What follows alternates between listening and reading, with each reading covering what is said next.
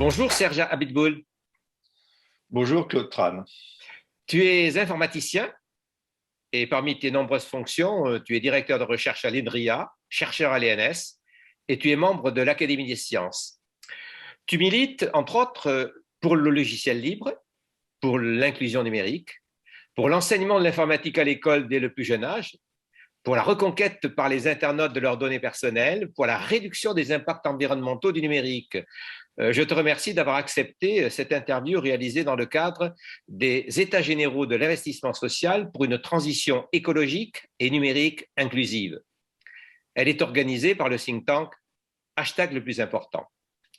Nous organisons, dans le cadre de ces États généraux, le 26 janvier à 14 heures, une conférence débat sur le thème « Mettre l'intelligence artificielle au service des enseignants pour la réussite de tous les élèves, en fait de chaque élève. » Avec tes deux ouvrages, Le temps des algorithmes, coécrit avec Gilles Dewec, et Teradata, coécrit avec Valérie Peugeot, tu poses des questions fondamentales de société avec l'irruption de l'intelligence artificielle dans la société, mais celle-ci est entrée dans l'école.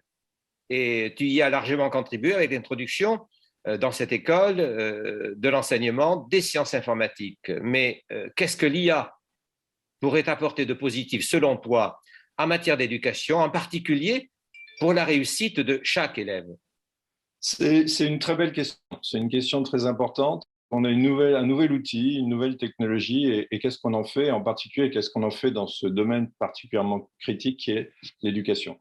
Alors moi, je pense quand même qu'il faut replacer les choses dans leur contexte. Le cœur du sujet, c'est l'informatique et le numérique, l'IA n'étant qu'une des branches, une des technologies disponibles. Donc, revenons sur l'informatique et le numérique plus généralement. C'est quoi l'éducation? L'éducation, c'est la diffusion et l'échange de connaissances. Et c'est quoi l'informatique et le numérique? C'est un outil qui est particulièrement génial pour diffuser de l'information et des connaissances. Donc, c'est évidemment particulièrement bien adapté à l'éducation. Alors, que vient faire l'IA là-dedans? L'IA, c'est une technique, l'intelligence artificielle, qui va nous permettre de faire mieux les choses, de faire les choses plus intelligemment. Un programme, on a l'habitude de dire, Gérard Berry dit régulièrement, c'est un peu con. Oui, un programme, c'est pas toujours intelligent, et l'intelligence artificielle va nous permettre de faire des programmes peut-être plus intelligents en adaptant l'information, en adaptant la connaissance à chaque élève. On a une façon de peut-être un peu trop normée d'enseigner, c'est-à-dire qu'on prend la moyenne, ce qui est bien parce que c'est la masse des élèves, et puis on met toutes nos forces là-dedans. C'est très bien, sauf qu'il y a des élèves qui ont un peu des difficultés ou qui ont beaucoup de difficultés. Et là, l'IA permet d'adapter mieux l'enseignement à ces élèves qui ne sont pas dans la norme, qui sont peut-être très intelligents, qui ont peut-être des talents ailleurs, mais qui n'ont peut-être pas forcément un talent dans une matière particulière. Donc voilà, ça permet de ça. Ça permet aussi de donner un peu plus d'espace, un peu plus de liberté aux élèves qui sont de l'autre côté de la norme, qui sont peut-être un peu plus doués dans la matière. Donc ça permet d'avoir un enseignement plus adapté à chaque élève. Aujourd'hui, pourtant, les enseignants semblent très prudents, voire méfiants à l'égard de l'intelligence artificielle. Qu'en penses-tu? Alors, ce n'est pas que les enseignants, c'est tout le monde, c'est toute la Bien sûr. société. Oui. On a un truc qui nous arrive, qui est un outil fantastique et qui nous permet de faire des choses qui paraissent magiques. Alors attention, premièrement, ce n'est pas magique, ce n'est pas quelque chose qui nous vient de l'outer space, c'est quelque chose qui a été développé par des programmeurs, des humains qui ont codé ça, qui ont écrit des programmes et qui font fonctionner tout ça. Mais premièrement, les enseignants, comme une grande partie de la population, ne comprend pas bien cette technologie. Et c'est toujours difficile quand on a quelque chose, un nouvel outil et qu'on ne comprend pas très bien cet outil. C'est facile d'avoir un peu d'inquiétude, c'est facile d'avoir un peu des fantasmes aussi. Alors les fantasmes, tous ces fantasmes-là sont accélérés par ce qu'on nous raconte, toutes les dystopies qu'on nous raconte sur l'IA, sur l'intelligence artificielle, sur l'informatique en général. Donc il y a une vraie question qui est ce manque de connaissances. Alors, il y a aussi, on va pas balancer toute la responsabilité sur les individus et sur les profs, il y a aussi une responsabilité des logiciels. c'est une science qui est quand même vachement nouvelle. C'est quand même pas quelque chose qui a 500 ans. On n'est pas au même niveau que les mathématiques, la physique, l'astronomie, qui est bien comprise. On sait comment l'enseigner, on l'apprend depuis des années. Là, c'est nouveau. Et donc, un, les gens n'y connaissent pas grand-chose. Et deux, les outils ne sont pas forcément bien adaptés. Hein, on balance des outils c'est une nouvelle idée, alors on fait ça un peu vite. Et puis, les profs voient arriver quelque chose qui n'est pas fini, qui est pas utile, qui n'est pas pratique. Ils perdent énormément de temps. Et puis, en plus, ils perdent du temps souvent avec des trucs qui devraient pas être de leur responsabilité. Faire marcher, installer des logiciels, faire marcher les réseaux, tout ça. Tout ça, c'est compliqué. Tout ça est en train de se faciliter avec les avancées de l'informatique, notamment les outils d'IA. Mais il faut bien comprendre que c'est de là que vient l'inquiétude des enseignants, qui est tout à fait compréhensible. Ils ont aussi, peut-être pas tort, une impression d'être un peu dépossédés de leur métier. Et donc, la question, c'est de réaffirmer quel est leur métier et que ces outils-là ne sont que des outils à leur service et que les outils doivent être conçus et préparés pour les servir, donc adaptés pour qu'ils les comprennent et pour qu'ils puissent bien les utiliser. Ce n'est Alors pas toujours le justement, cas, malheureusement.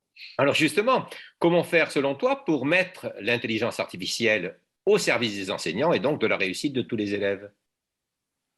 Je crois que c'est de partir des besoins, de partir de tâches très concrètes, et puis d'utiliser toutes les technologies dont on dispose, en prenant le temps de faire des outils qui soient pédagogiques, qui soient vraiment ce dont les élèves ont besoin, ce que les profs demandent.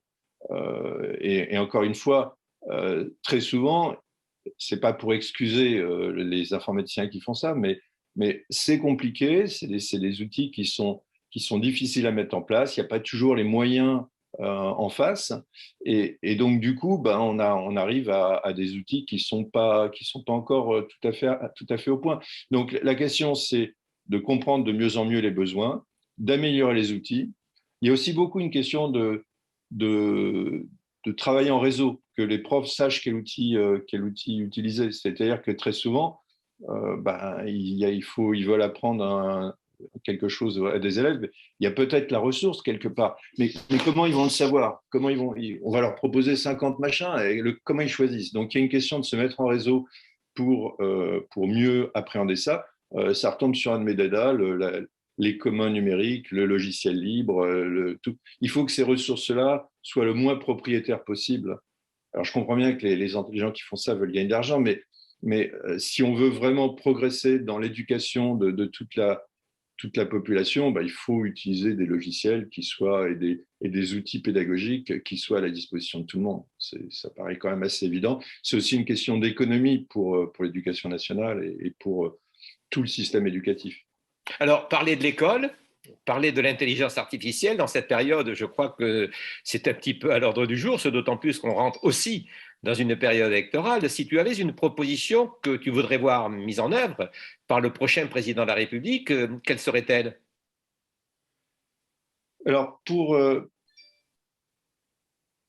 poursuivre quand même, je vais en faire deux, hein, je suis désolé, Ah, j'en ai deux en tête, c'est encore mieux. tu m'excuseras.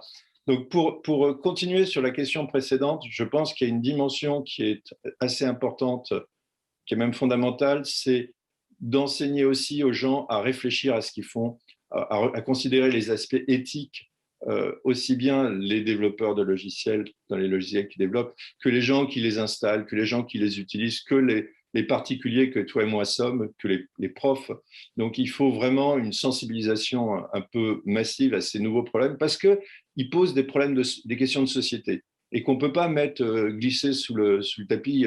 Il faut vraiment, aujourd'hui, ces technologies s'installent, elles sont là pour durer, il faut poser les bonnes questions, il faut savoir ce qu'on veut faire avec et ce qu'on ne veut pas faire avec. Donc ça, c'est une première chose.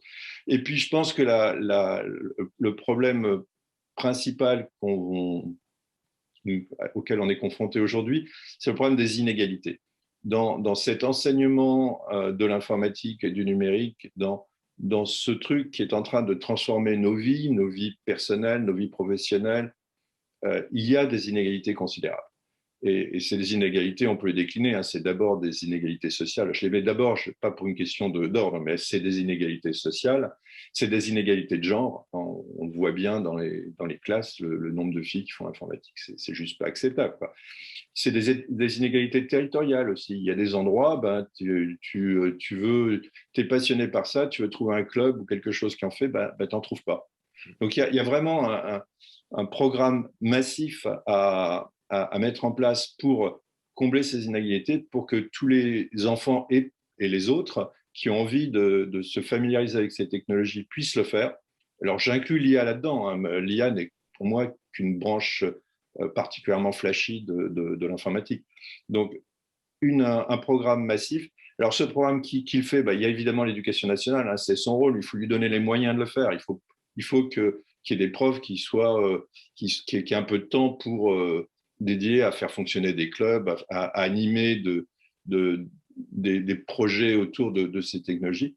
Et je pense aussi qu'il y a un très très beau tissu associatif qui s'est mis en place avec des boîtes comme Simplon et plein d'autres qui font un très bon boulot sur le terrain. Il faut leur donner les moyens. Il faut leur donner des moyens pour qu'ils arrêtent de perdre trop de temps à chercher des financements ou à essayer de survivre, et puis qu'ils puissent vraiment se consacrer à leur boulot qui est énorme, c'est-à-dire de former toute une population à ces nouvelles technologies.